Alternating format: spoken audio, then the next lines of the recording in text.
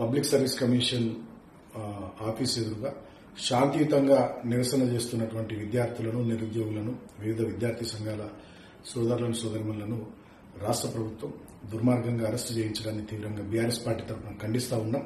గతంలో ప్రతిపక్షంలో ఉన్నటువంటి కాంగ్రెస్ పార్టీ, ఇదే రేవంత్ రెడ్డి వీళ్ళందరూ కూడా అధికారంలోకి వచ్చిన వెంటనే గ్రూప్ 1లో పోస్టులు పెంచుతామని, గ్రూప్ 2లో 2000 పోస్టులు పెంచుతామని, గ్రూప్ 3లో 3000 పోస్టులు పెంచుతామని, గ్రూప్ 1లో కూడా 1:100 పిలుస్తామని చెప్పి, అదేవిధంగా డిఎస్సి 25,000 పోస్టులతో మెగా డిఎస్సి ఇస్తామని, 2 లక్షల ఉద్యోగాలను సంవత్సరం లోపలనే భర్తీ చేస్తామని, జాబ్ క్యాలెండర్ రిలీజ్ చేస్తామని, నిరుద్యోగులకు 4,000 రూపాయల నిరుద్యోగ భృతి ఇస్తామని అనేక రకాలైనటువంటి మాటలు చెప్తున్నారు. కానీ అధికారంలోకి వచ్చినాక మొత్తం ఈ అంశాలన్నింటినీ కూడా పక్కన పడేసి పాలనను గాలికి వదిలేసి దుర్మార్గంగా వ్యవహరిస్తూ ఉన్నారు.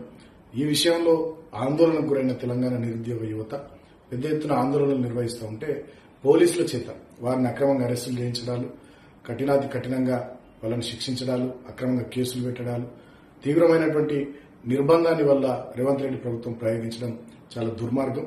నిన్న రాత్రి నుంచే జిల్లాలో కూడా మా బీఆర్ఎస్ పార్టీ విద్యార్థి విభాగం యూత్ నాయకుల్ని అరెస్ట్ చేసి పోలీస్ స్టేషన్లలో ఉంచడం, ఈ రోజు కూడా మా విద్యార్థి విభాగం అదేవిధంగా ఇతర విద్యార్థి సంఘాల నాయకులు, కార్యకర్తల్ని, నిరుద్యోగుల్ని, యువకుల్ని, విద్యార్థులందరినీ కూడా అరెస్ట్ చేసి అటు బొల్లారం పోలీస్ స్టేషన్లో, గోషమాల్ స్టేడియంలో ఇట్లా ఉంచడం ఇది చాలా దుర్మార్గం. ఈ రాష్ట్రంలో ప్రజాపాలన నడుస్తలేదు. కాంగ్రెస్ పార్టీ ఆధ్వర్యంలో ఒక రాక్షస పాలన నడుస్తూ ఉంది రేవంత్ రెడ్డి నాయకత్వం అని చెప్పి స్పష్టంగా ప్రజలకు అర్థమవుతా ఉంది. మీరు ఇచ్చిన మాటలు తప్పి నిరుద్యోగులను ఇట్లనే ముంచే ప్రయత్నం చేస్తే, వాళ్ళ నడ్డివిర్చే ప్రయత్నం చేస్తే రాబోయే రోజుల్లో నిరుద్యోగుల కోపాగ్నికి కాంగ్రెస్ ప్రభుత్వం బలిగాక తప్పదు. ఖచ్చితంగా ఇప్పటికైనా ప్రభుత్వం తన వైఖరి మార్చుకోవాలి. తక్షణమే ఏవైతే గతంలో హామీలు ఇచ్చినారో వాటన్నిటి కూడా group 1, group 2, group 3, mega DSC, job calendar విషయంలో వాటిని నెరవేర్చుకోవాలి. అంతేకాకుండా వాళ్ళు అరెస్ట్ చేసినటువంటి వాళ్ళందరినీ బేషరతుగా విడుదల చేయాలని చెప్పి, తక్షణమే వాళ్ళని రిలీజ్ చేయాలని చెప్పి ఈ కాంగ్రెస్ ప్రభుత్వానికి, ముఖ్యమంత్రి రేవంత్ రెడ్డికి నేను తెలియజేస్తూ ఉన్నా. ఖచ్చితంగా బీఆర్ఎస్ పార్టీ నిరుద్యోగుల పక్షాన, విద్యార్థుల పక్షాన, తెలంగాణ సమాజం పక్షాన ఖచ్చితంగా నిలబడతాం, కొట్లాడతాం, మాట్లాడతాం. ఈ నిరుద్యోగుల కోసం సమయం ఇచ్చే ఆలోచన ముఖ్యమంత్రి చేస్తలేడు. కానీ అర్ధరాత్రి దొంగలాగా మా బీఆర్ఎస్ పార్టీ ఎమ్మెల్సీలకు కండువాలు చెప్తా ఉన్నాడు.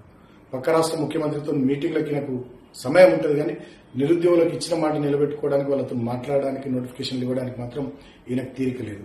ఢిల్లీకి చక్కర్లు కొట్టడానికి, హైకమాండ్కు మూటలు పంపేయడానికి ఈయనకు తీరిక ఉంది. కానీ తెలంగాణ ప్రాంతంలోని విద్యార్థి నిరుద్యోగ సమస్యల పరిష్కారం, నోటిఫికేషన్ల విడుదల, వీటి విషయాలు మాత్రం ముఖ్యమంత్రికి తీరిక లేకపోవడం నిజంగా చాలా బాధాకరం, దురదృష్టకరం. ముఖ్యమంత్రి వైఖరిని తీవ్రంగా ఖండిస్తూ ఉన్నాం. తెలంగాణ సమాజం అంతా గమనిస్తూ ఉంది.